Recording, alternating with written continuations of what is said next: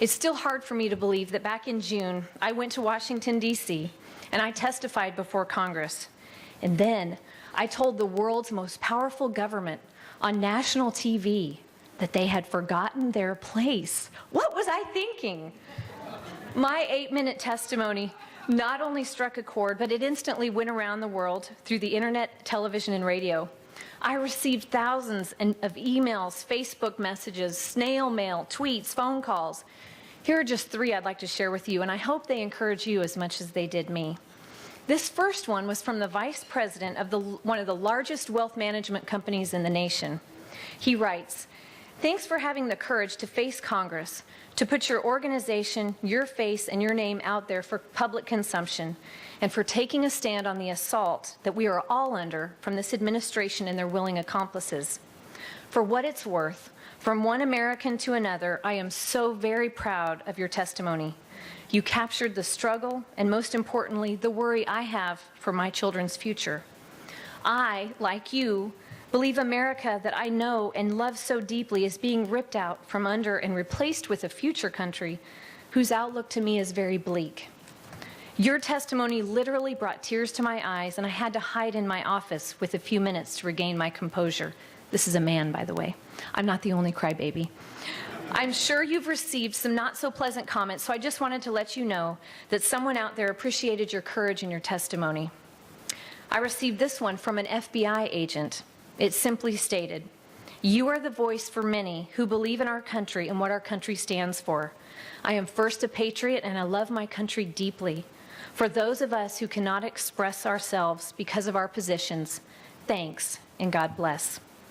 This last one touched my heart more than any, and I actually sat in the post office parking lot and sobbed like a baby, and I'm going to try to get through it without crying.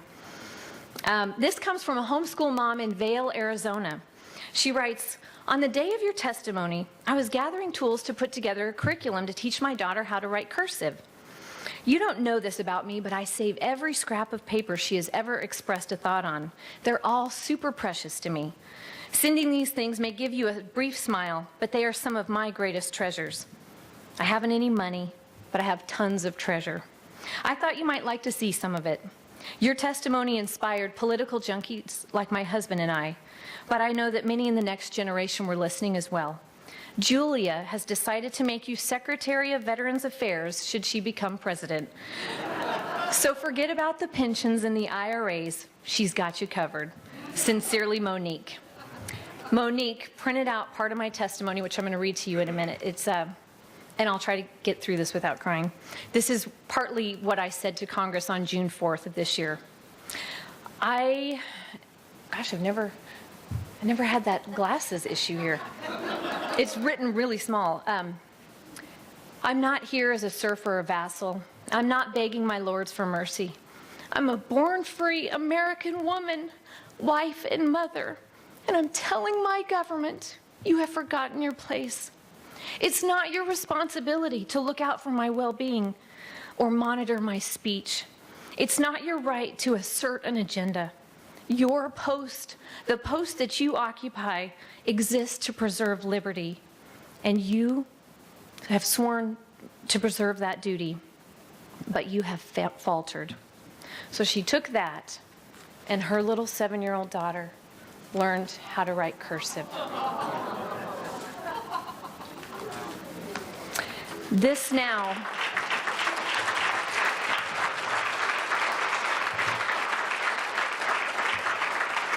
now is one of my greatest treasures.